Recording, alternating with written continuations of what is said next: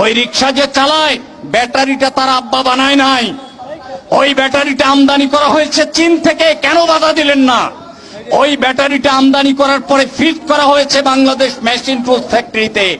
Bangladesh machine tools factory একজন major general চালায়, ওখানে গিয়ে বুলডোজার চালাতে পারবেন না, আপনার পা কাঁপবে। ওই মেশিন টুলস ফ্যাক্টরিতে গিয়ে বন্ধ করে দেন, তা তো পারছেন না। তাহলে ব্যাটারি আমদানি বন্ধ করতে পারছেন না, রিক্সা তৈরি বন্ধ করতে পারছেন না, রিক্সা বিক্রি বন্ধ করতে পারছেন না। যখন এটা গরিব মানুষের হাতে এসে পড়ে এবং সাধারণ মানুষ এটা দিয়ে চলাচল করে উপকার পায়, তখন আপনাদের মাথা গরম হয়ে যায়। আসলে রিক্সা বন্ধ করতে চায় না, ব্যাটারি রিক্সাও বন্ধ করতে চায় না, ওখান থেকে চাঁদাবাজি করতে চায়, বকরাবাজি করতে চায়।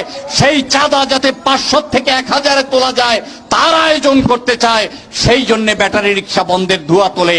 এই সমস্ত ধোঁয়া তোলার মধ্য দিয়ে ওই সব শাসক দলের ছাত্রলীগের লোকেরা, যুবলীগের লোকেরা যাতে চাঁদাবাজি করে এবং তার অর্ধেক পুলিশকে দিয়ে অর্ধেক নিজেরা খায়, তার জন্য এই আয়োজন। সেই আয়োজনকে ভাঙতে হলে রিক্সাওয়ালাদের একত্রিত হতে হবে। আজকে 3 লক্ষ রিক্সা ঢাকা শহরের ব্যাটারি চালিত রিক্সা, অযান্ত্রিক যানবাহন হিসাবে 3 লক্ষাধিক ঢাকা দক্ষিণ সিটি কর্পোরেশনে আছে।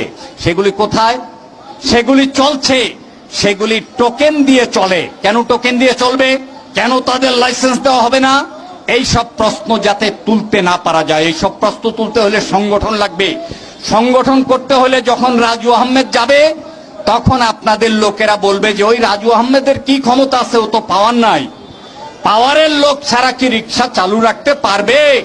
আমরা পাওয়ারের লোক দরকার, মোটা তাজা নেতা দরকার, পাওয়ার পার্টির নেতা দরকার, এমপি সাহেবের লোক দরকার, মেয়র সাহেবের লোক দরকার, কাউন্সিলর সাহেবের লোক দরকার।